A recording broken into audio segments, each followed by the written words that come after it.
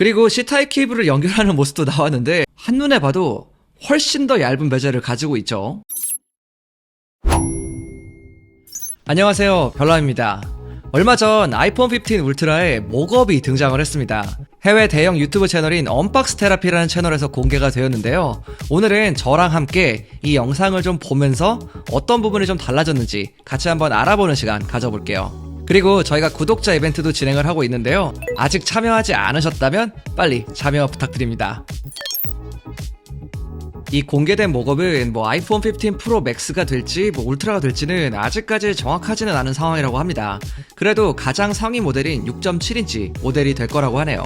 그리고 영상에서 나온 아이폰 15 울트라는 실물에 굉장히 가까운 목업이라고 하는데요. 딱 봤을 때 크게 달라진 부분은 안 보이는데 이제 옆면을 보면 버튼이 좀 달라진 걸 확인할 수가 있어요. 아이폰 14 프로 맥스는 이렇게 볼륨 버튼이 두 개가 따로따로 이렇게 들어가 있지만 여기에는 길이가 긴 하나의 버튼만 들어가 있습니다. 이걸로 볼륨을 줄이거나 올리거나 할 수가 있는 건데 기존과 좀 달라서 어색할 수는 있을 것 같아요. 그리고 버튼을 보면 솔리드 스테이트 버튼이 아니라 기존과 동일한 물리식 버튼이 들어가 있어요. 이 버튼에 대해서도 좀 말이 많았는데 처음에는 솔리드 스테이트가 들어갈 거다 이랬다가 또 얼마 전에는 솔리드 스테이트는 취소되고 물리식 버튼이 들어갈 거다 이렇게 말이 많았죠. 어쨌든 여기에는 물리식 버튼이 적용된 모습입니다. 오른쪽에 있는 전원 버튼도 보면 기존과 거의 동일한 모습이긴 한데 확실하게 보이진 않는데 뭔가 기존보다는 조금 더 작고 얇아진 것 같아요. 이어서 음소거 버튼을 보면 여기가 좀 특이한데요. 이게 기존처럼 이제 딸깍거리는 그 스위치 방식이 아닙니다. 이 스위치 대신에 누르는 방식의 버튼이 들어가 있어요. 그게 액션 버튼인데 액션 버튼이 들어가게 되면 좀 장점이라고 할 수 있는 부분이 이제 자기가 원하는 기능을 넣을 수가 있는 거죠. 음소거 버튼도 여러 가지 얘기가 있었는데 이렇게 목업에서 바뀐 걸 보니까 진짜 액션 버튼이 들어갈 가능성은 꽤나 높은 것 같습니다. 사실 아이폰에서 오랫동안 변하지 않았던 것 중 하나가 이 음소거 버튼이라고 할 수가 있는데요. 이게 좀 바뀐다고 하니까 개인적으로 굉장히 아쉽긴 하지만 그래도 이제 시간이 오래 지난 만큼 바뀔 때가 된 것도 같습니다. 그리고 옆면 프레임도 좀 달라졌는데요.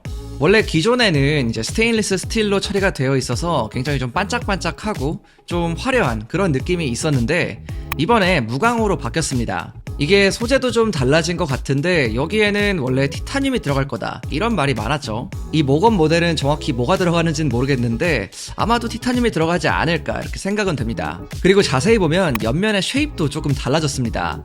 기존에는 이렇게 깻잎통 디자인이라고 해가지고 좀 이렇게 반듯한 일자 디자인이었죠.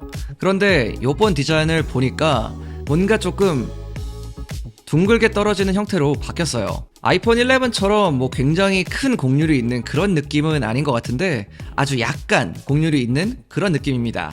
그리고 이번에 두께도 조금 달라졌는데요. 영상을 보면 아이폰 14 프로 맥스와 이 15 울트라의 두께를 재는 장면이 나오는데 14 프로 맥스 같은 경우는 7.91mm가 나왔고요. 울트라 같은 경우는 8.3mm가 나왔습니다. 0.4mm 정도의 차이가 있는 건데 사실 이게 사람이 느낄 만큼의 차이라고 보여지진 않지만 그래도 예민한 사람들은 뭔가 느낄 수 있을 정도의 차이 그런 차이라고 보시면 될 것 같아요. 이렇게 두께가 증가했기 때문에 솔직히 좀 아쉬운 부분이 있는 건 맞는데 두께가 증가한 만큼 이제 카메라 범프가 조금 덜 튀어나와 있더라고요. 그런 부분은 그래도 좀 긍정적인 부분이지 않나 이런 생각이 들고요. 그리고 또 두꺼워지면은 우리가 기대해 볼 수 있는 부분이 또 배터리의 증가겠죠. 실제로 물리적인 배터리가 증가할 수도 있다는 생각도 좀 드는데 이건 어떻게 될지 한번 지켜보면 좋을 것 같습니다. 그리고 카메라 같은 경우는 기존과 동일하게 트리플 카메라가 들어가 있는 모습이고요. 원래 이번 최상위 모델에는 잔망경 렌즈가 들어간다고 알려져 있었잖아요. 근데 이 목업 모델을 보면 잔망경은 딱히 표현되어 있지 않습니다. 최근 소식을 들어보면 이 잔망경이 들어간다는 건 거의 확정적이라는 소식이 나오고 있는데 만약에 잔망경 렌즈가 들어가게 되면 실제로 최대 5배에서 6배 정도 광학줌을 지원해준다고 합니다. 그리고 많은 사람들이 정말 궁금해하는 이 포트를 한번 볼게요. 하단을 보면 포트와 스피커 그릴이 있는데요. 일단 스피커는 기존과 동일한 모습인데 포트는 USB-C로 바뀌었습니다. 기존 라이트닝 포트와는 다르게 이 중앙에 핀 같은 게 하나 있죠. 일반적으로 USB-C 포트를 보면 이런 핀들이 들어가 있는데 목업에 이런 부분까지도 표현이 되어 있더라고요. 그리고 C타입 케이블을 연결하는 모습도 나왔는데 이게 아주 딱 맞더라고요. 이건 좀 굉장히 신기했습니다. 아무튼 이렇게 USB-C 포트가 들어가게 되면 여러 가지로 좀 달라지게 되는데요. 대표적으로 충전 속도와 데이터 전송 속도, 이게 확 달라지게 됩니다. 특히 썬더볼트까지 들어가게 되면 데이터 전송 속도가 정말 어마어마하게 빨라지게 되는데요. 사실 이게 일반적인 분들은 뭐 크게 상관이 없는 부분일 수 있는데, 만약에 여러분들이 이제 뭐 아이폰으로 굉장히 고품질의 촬영을 한다, 뭐 예를 들어서 4K 촬영을 하거나 프로레스 촬영을 하시는 분들이라면 이게 굉장히 중요합니다. 제가 방금 말씀드린 이런 포맷으로 촬영을 하게 되면 특히 프로레스 같은 경우는 용량이 어마어마해요. 도저히 에어드랍으로 넘길 수 있는 수준이 아닙니다.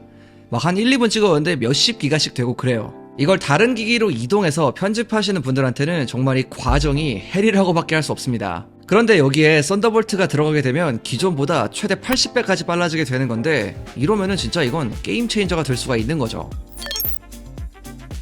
이렇게 USB-C 포트까지 알아봤고, 이제 디스플레이를 한번 볼 건데, 일단 이 목업의 디스플레이를 보면 여러분들도 딱 보면 아시겠지만 실제 디스플레이는 아닙니다. 그냥 화면만 표현을 해놨어요. 이 화면 크기는 기존과 동일한 6.7인치라고 하고요. 여기 상단을 보면 다이나믹 아일랜드도 역시 똑같이 들어가 있습니다. 그리고 눈여겨볼 부분은 바로 베젤인데요. 한눈에 봐도 훨씬 더 얇은 베젤을 가지고 있죠. 아이폰 14 프로 맥스의 베젤과 비교해보면 거의 절반 정도 수준인 걸 알 수가 있습니다. 현재 소식에 따르면 이 베젤의 사이즈가 1.55mm라고 하는데요. 만약 이 사이즈대로 나오게 되면 역대 가장 얇은 베젤을 가진 스마트폰이 되는 거라고 합니다. 이게 진짜 화면은 아니지만 굉장히 시원한 느낌이 있었고요.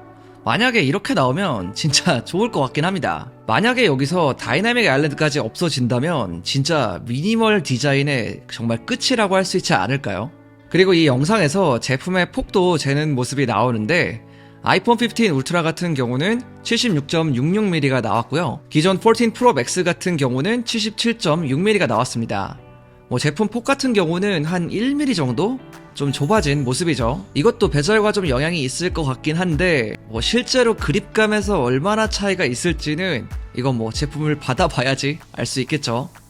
자, 이렇게 아이폰 15 프로 맥스 또는 아이폰 15 울트라가 될 수 있는 모델에 대해서 같이 알아봤습니다. 처음에 딱 봤을 때는 그렇게 큰 변화가 없을 거라고 생각을 했는데, 이렇게 자세하게 하나하나씩 뜯어보니까 생각보다 많은 변화가 있는 걸 알 수가 있었죠. 아이폰 13에서 14으로 넘어왔을 때는 다이나믹 아일랜드가 가장 큰 변화라고 할 수 있었는데, 이번에는 그 외적인 부분에서 변화들이 좀 있는 것 같습니다. 오늘 제가 준비한 내용은 여기까지고요. 지금까지 별남이었습니다. 바이.